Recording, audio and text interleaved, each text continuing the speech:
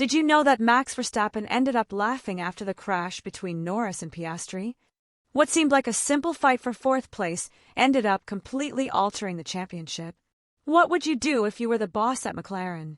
Would you let your drivers race freely after this? What does this accident mean for Verstappen and his chances in 2025? In this video, we analyze how McLaren's accident in Canada not only changed his destiny, but also reopened the doors for Max Verstappen. The 2025 Canadian Grand Prix delivered one of the most tense and revealing moments of the entire season. In the final laps of the race, the two McLaren drivers, Lando Norris and Oscar Piastri, found themselves battling for fourth place. Up to that point, everything seemed to be an intense but fair competition between teammates. However, what happened next transformed an internal battle into a strategic disaster for McLaren and an unexpected opportunity for their main championship rivals, including Max Verstappen. The setting was the main straight of the circuit, Gilles-Villeneuve. Norris quickly closed in on Piastri's car and decided to attempt a risky maneuver on the inside. It was a bold gamble, one that can turn a driver into a hero or villain in a matter of seconds. But this time, the decision was a miscalculation. The Briton crashed into the rear of his Australian teammate's car, and the result was immediate. Lando ended up in the wall out of the race. From the first second after the impact, it was clear that the maneuver had not only been unsuccessful, but unnecessary. Norris acknowledged this instantly, sending a radio message that sounded like a mixture of frustration and resignation. He said literally, "I'm sorry. All my fault. All my mistake. Stupid of me." That statement reflected not only the gravity of the error, but also the driver's awareness of what he had put at risk. His race, the confidence of his team, and most importantly, his realistic chances of winning the world title. Norris's retirement had immediate and profound consequences. Piastri managed to continue and cross the finish line in fourth place, earning him valuable points and extending his lead in the Drivers' Championship. The gap between the two is now 22 points, a significant gap at one of its most competitive and emotionally demanding periods of the season. For Norris, losing those points could mean the difference between dreaming of the title and simply staying afloat in the race. The official reaction was not long in coming. The FIA penalized Norris 5 seconds for causing the collision. But given he had already retired, the penalty was merely symbolic. Beyond the technical aspects, what really sparked the debate was, to what extent should teams allow their drivers to compete unrestrictedly when both are fighting for the championship? How much does that freedom cost when it ends in a wall? Most disturbing of all is that McLaren, in the words of its own team principal Andrea Stella, had already seen this situation coming. They had warned several times that it wasn't a question of if, but when. And the when was Canada. That phrase resonates like a warning well fulfilled and a missed opportunity, especially considering that McLaren came into this race with the most extensive upgrade package on the entire grid. As McLaren descended into chaos after its two drivers crashed, cameras captured an unexpected scene that quickly went viral. Max Verstappen, second in the race, watched the replay of the incident from the restroom with a mixture of surprise, irony, and amusement. Beside him were George Russell and youngster Kimi Antonelli. What in another context might have been a restrained or neutral reaction, for Verstappen transformed into a genuine expression of relief and even enjoyment. And with good reason. The image of Verstappen laughing while watching his main rivals self-destruct was one of the most talked-about images after the Grand Prix. At that moment, Max was not only witnessing a glaring error that directly favored him in the championship fight, but he was also finding an almost comical comparison with the past. Russell commented, looking at the screen. "There wasn't really a gap there, was there?" Verstappen, without losing his sarcastic tone, responded, "Luckily they put that barrier there. Otherwise, he'll be gone." His comment not only referred to the protection of the circuit, but also to how close Norris came to making the accident even more serious. This reaction says much more than it seems. It wasn't just a casual laugh. It was a reflection of a season in which Max has had to battle with a Red Bull that no longer dominates as it once did, while watching McLaren take the technical lead. The elimination of one of his main contenders at that critical moment in the race represented a respite in the midst of a season that has been difficult for him. Max, who for much of the year has been under pressure from the McLarens, witnessed in real time how his rivals stumbled upon their own ambitions. It was the best news of the weekend for him, even though he didn't need to have one. The most interesting thing is that this wasn't a reaction disconnected from the context. Verstappen didn't just laugh. He analyzed. He remembered. He compared. He and Russell brought up another very similar episode, the accident between Lewis Hamilton and Jenson Button on the same circuit in 2011. Also at McLaren. Also under pressure. Also due to a failed maneuver on the straight. That parallel is no coincidence. It's how great drivers think. Max wasn't simply having fun. He was processing the situation within a larger Formula One narrative. One in which mistakes are repeated. One in which being attentive to patterns can mean the difference between winning and losing a championship. What Verstappen made clear in his subsequent statements was that he knew Red Bull hadn't been at the level to challenge Russell for the win. Their race was defensive. They accelerated their pit stops to protect their position. The car didn't have the pace for more. But what they did have was an opportunity. And Max recognized it instantly. He said it bluntly. "We benefited today, but we need more performance to stay in the fight." That phrase, as direct as it is strategic, captures the reality of his season. He can no longer rely solely on the speed of his car. Now he needs to interpret every mistake from his opponents as an open door. And the clash between Norris and Piastri was exactly that. Verstappen is aware that the fight for the title isn't just fought on the track. It's also won in the details, in knowing when to take risks and when to let others make mistakes. What happened in Canada was a textbook case.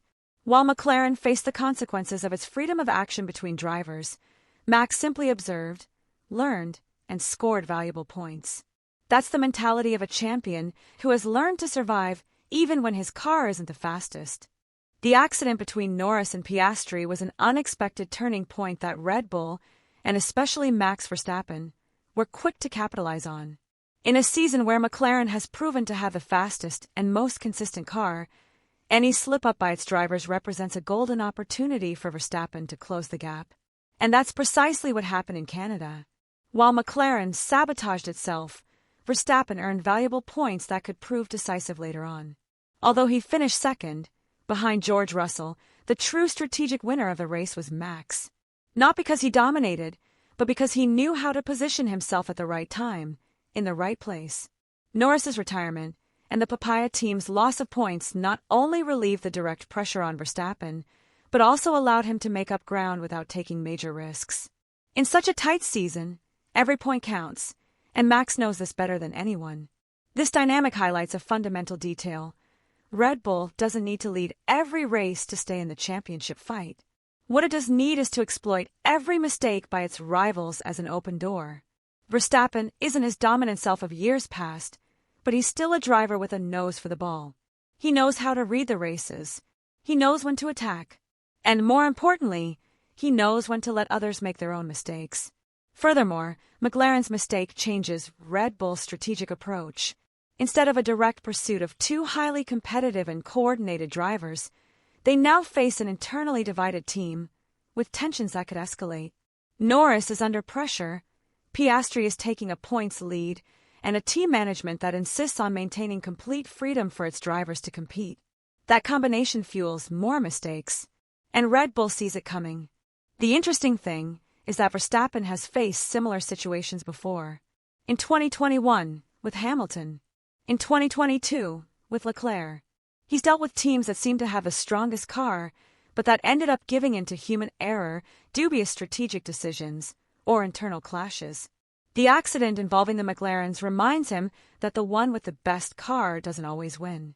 Sometimes the one who bide their time wins. And Max is doing exactly that. From a technical standpoint, Red Bull is still behind. Max himself said it after the race. "We need more performance to stay in the fight." It wasn't a complaint. It was a realization. Red Bull knows this. They're developing, adapting, looking for that extra bit they need to directly challenge McLaren on the track. But while that's happening, every mistake like the one in Canada is a lifeline. A respite that allows them to stay in the fight without having to push their machinery to the limit. Another key point is the psychological impact. McLaren's accident sends a clear message to the rest of the grid. Their drivers are under pressure. And in that tension, Even the most solid teams make mistakes. Red Bull, with its culture of cool focus and meticulous driving, can gain an advantage not only in points, but also in mentality. If McLaren enters a phase of internal doubt or forced adjustments to its team strategy, Verstappen will be ready to attack with everything. Finally, what happened in Canada strengthens Verstappen in an aspect that often goes unnoticed: storytelling. Championships aren't just won with fastest laps. They're also built on iconic moments. Seeing Max react coolly to his rival's accident, laughing, analyzing it, and taking advantage without taking his foot off the gas more than necessary, is a sign that he's playing the long game. And that's something true champions understand better than anyone. Now that Red Bull has received this unexpected boost, the big question is how it will affect McLaren's internal dynamics in the upcoming races. The accident at the Canadian Grand Prix wasn't just a driving error, it was a direct blow to McLaren's internal stability. What began as an intense fight between two teammates ended up being a high-voltage warning about the dangers of absolute freedom on the track. For a team that commands a commanding lead in the Constructors' Championship, these kinds of situations aren't just costly in points, but also in internal credibility. And that's precisely what's at stake now. Lando Norris, after acknowledging the error, sought to redeem himself with an immediate apology. That eased tensions in the short term, but it doesn't resolve the question everyone in the paddock is asking. Can McLaren afford to continue without team orders when it has two drivers hungry for the title? Andrea Stella, the team principal, was clear in his position. They will continue to uphold the papaya rules philosophy, letting their drivers run freely. But that sporting idealism is now in question. Because what once seemed like a symbol of mutual trust is now beginning to look like an invitation to disaster. The magnitude of the consequences is also measured by the psychological effect this incident could have on the team. It's not just a matter of lost points. It's a matter of trust. When two drivers are fighting so closely, every maneuver begins to be scrutinized. Every overtake has a subtext. Every mistake can fracture what was once a solid relationship. And while Piastri publicly expressed understanding with his teammate, the fact that he took the points and Norris walked away empty-handed inevitably changes the dynamic. There's been a lot of talk within McLaren about maturity, about how this team has been built on a strong, open, and honest culture. But what happened in Canada puts that maturity to the test in its starkest form. Because it's not just about talking about values, it's about applying them under pressure. And now, with a championship battle in full swing, the pressure will only increase. The next time Norris and Piastri go wheel to wheel, they'll both know there's no more room for error. And that changes everything. Another delicate aspect is Norris's immediate future. After several seasons establishing himself as the face of the McLaren project, this year was supposed to be the definitive breakthrough.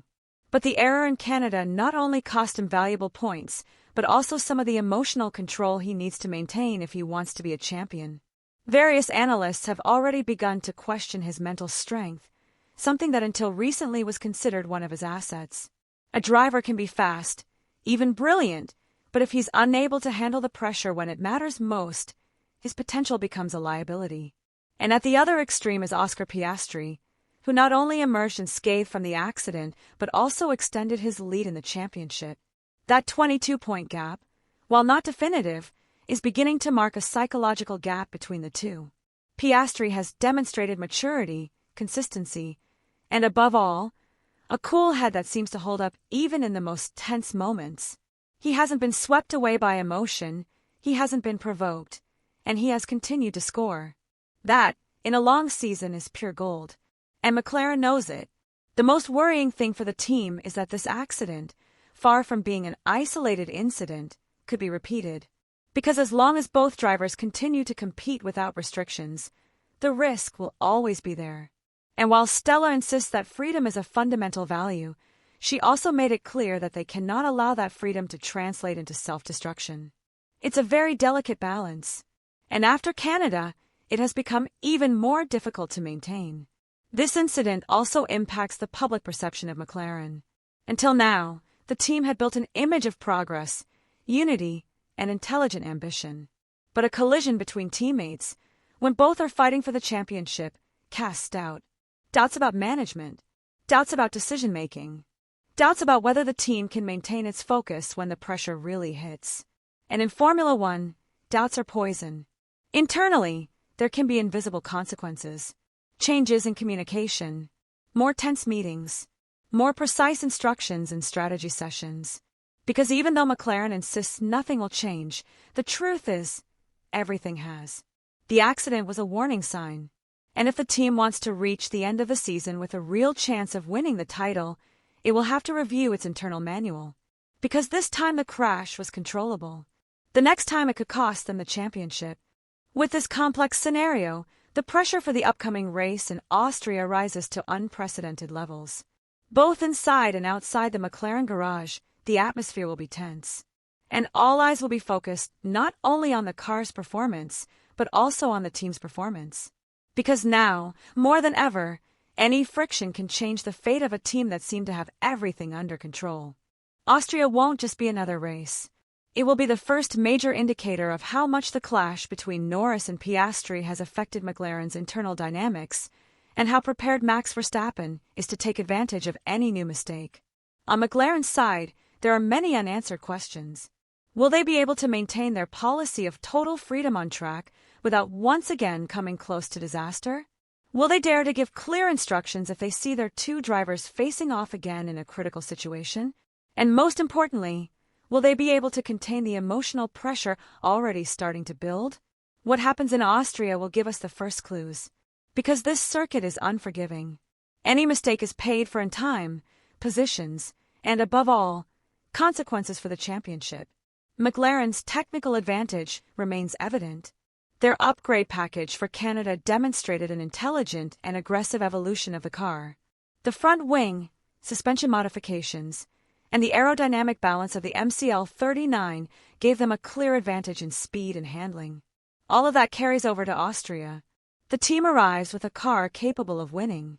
But what's in doubt now isn't the machine. It's the mentality. Because the best car in the world is useless if those driving it are contaminated by tension. Red Bull, for its part, arrives in Austria with a different mission. They're not favorites. They don't have the fastest car. But they do have something that weighs even more at this point: control. They know exactly what's at stake. They know that every point counts. And above all, they know that while McLaren continues to fight with itself, they can squeeze through the gaps and continue scoring. Verstappen is the master of these kinds of situations. He has won championships by being the fastest, but he has also known how to build victories through patience, through strategy. Austria also represents a test for the Norris-Piastri relationship. After what happened, any maneuver between them will be closely watched. There will be no room for misunderstandings. There will be no excuses if a tense situation occurs. Every overtake, every defense, every inside radius will be analyzed as if it were a chess move. Because now, mistakes aren't just mistakes. They're symptoms. And McLaren can't afford to show any more cracks if it wants to maintain its lead. For Verstappen, that's the invisible advantage. While McLaren explains itself, he focuses. While Norris tries to regain his balance, Max simply fine-tunes his lines. There's no drama, no distraction, just the clear goal of continuing to score points. Because he knows that if he can stay within range, the second half of the championship could turn completely in his favor. Especially if Red Bull manages to bring significant updates in the upcoming races. And another detail can't be ignored. Austria is home to Red Bull. Racing on his own circuit, in front of his fans, with the logo on every corner, gives Verstappen extra motivation. He's won there before. He knows the layout perfectly.